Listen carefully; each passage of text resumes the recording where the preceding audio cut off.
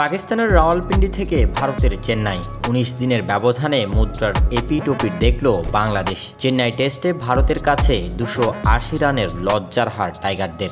যদিও এই ম্যাচে ভাগ্য নির্ধারণ হয়ে গিয়েছিল দ্বিতীয় দিনেই, এরপর চতুর্থ দিনে এসে বিশাল হারে দেখা গেল তার প্রতিফলন। অধিনায়ক শান্তর ব্যাটে ভর করে চতুর্থ দিনে মাঠে নামে বাংলাদেশ। শান্তর সঙ্গী সাকিব ২৫ রানে আশ্বিনের বলে আউট হয়ে সাজ করে ফেরেন। এরপর হতাশ করেন লিটনও, মাত্র ১ রানে ফেরেন তিনি। মেহেদী হাসান মিরাজ ও শান্তর আউটে ভারতের বোলিং লাইন আপের সামনে বাংলাদেশের ব্যাটিং অর্ডার তাসের ঘরের মতো ভেঙে পড়ে। দুজনেই বিগ শট খেলতে গিয়ে দ্রুত আউট হয়ে ফেরেন, যেন আত্মহুতি দিয়ে ম্যাচ ছেড়ে দেন তারা। বাংলাদেশের স্কোর থামে ২৩৪ রানে। ভারতের কাছে রানের বিচারে এটিই তাদের সবচেয়ে বড় হার।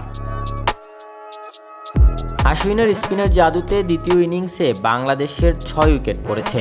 তাকে সঙ্গ দেন রবীন্দ্র জাদেজা ও বুমরা। জাদেজা ৩ উইকেট আর বুমরা নিয়েছেন ১টি উইকেট।